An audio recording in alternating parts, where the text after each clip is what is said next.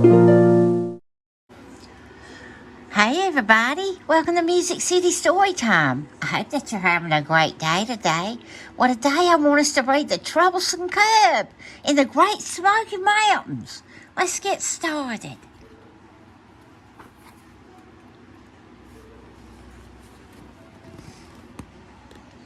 A hungry black bear parts branches in her way. Just after sunrise one fine sunny day, not too far behind, a little bear cub makes mischief and mayhem and general hubbub.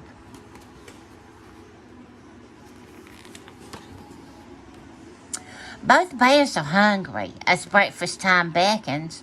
Cub chews one berry and then eats a second. Soon they find acorns upon which to feast, and roots and some insects, good food for a beast.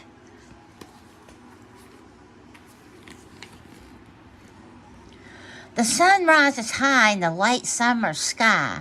Both bellies are full, now it's time for shut-eye. Or so Mother thought, but around her Cub prances. A swat of Mom's paw puts a halt to his dances. She was ready to take a nap. After eating breakfast, the Cub wanted to play. They settled below a small grove of green trees. Soon all that stirring are leaves in the breeze. Late afternoon shadows take over the sun. The golden air touches each bear, one by one. Oh, they're sleeping good. First a stir, then a wiggle. Now Bear Cub's awake. Wake up, wake up. He gives Mother a shake. With a sleepy black paw, she warns him away. So Cub ambles off to frolic and play.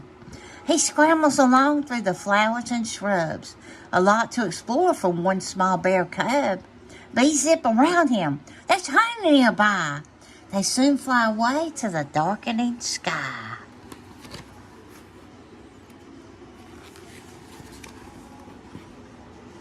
But Cub forges on. This is way too much fun. He'll travel for miles before he's quite done.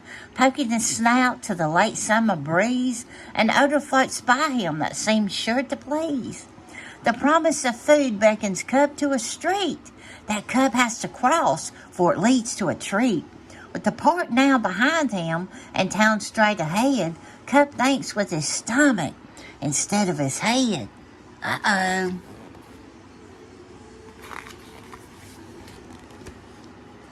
The scent pulls him nearer, then closer than close, until he feels dizzy with smell overdose. A green metal trash bin contains his great prize, mountains of garbage all coated with flies. Cub takes a nosedive right into the pile and makes greedy bear plans to stay there a while. Cellophane wrapping with food sticking to it, a fast food container, Cub ate right through it.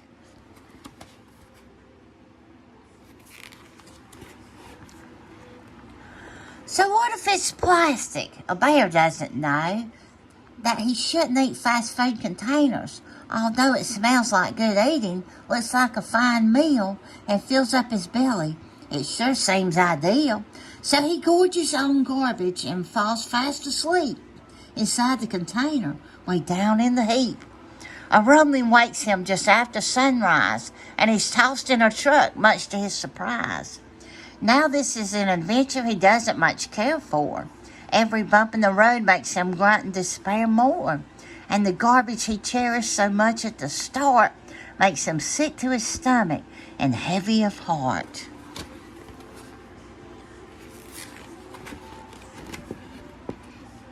His mother's awake now and wringing her paws.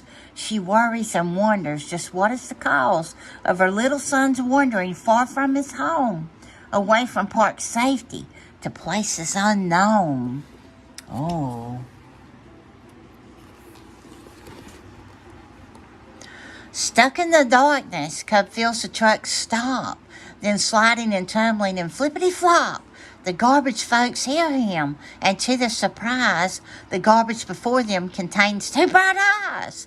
Cub whirls in a panic while trailing decay and makes rotten food fly every which way. He runs to a doorway, leaps onto a beam, holds on for dear life, then lets out a scream. Oh, goodness, he was scared. Wow. Trapped on a rafter, Cub sees with a frown. He can't move a muscle and hangs upside down. Below him, the workers all stand in a knot. Below them, the garbage continues to rot. Nobody knows what the next step is now. They know they must help him, but no one knows how. A ranger arrives, and with him a net. Rescuing Bear Cub may still happen yet.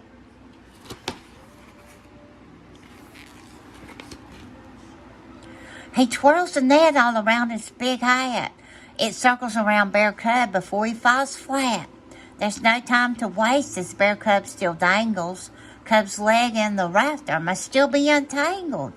Into the rafters the park ranger crawls to save one small bear from a treacherous fall. He slowly and gently untwists Bear Cub's paw, and it looks like Bear Cub will be saved after all.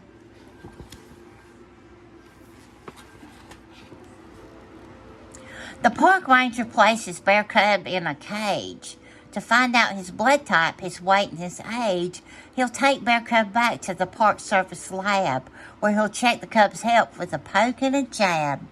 Bear Cub's not happy, but no need to fear. They'll send him back home once they've checked him out here. People food sometimes makes bears pretty sick. Their teeth can get rotten and sore awfully quick. So that rangers can track him in mountain and holler, they circle his neck with a radio collar, all for the purpose of tracking his tracks, to check where he goes when he's snacking his snacks. Luckily, Bear Cub's okay through it all, a little shook up from his scary close call. He'd rather hang out with his mom in the woods. With humans, he tends to be misunderstood.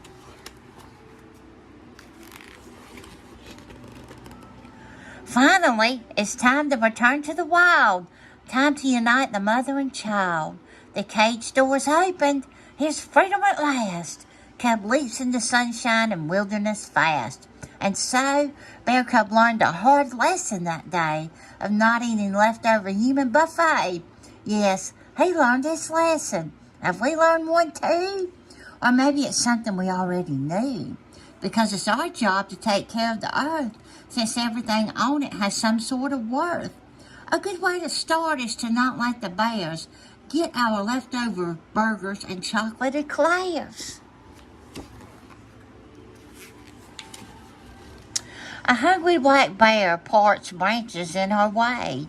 Just before sunset one fine sunny day, Bear Cub runs toward her, so glad to be home, and into the woods they continue to roam.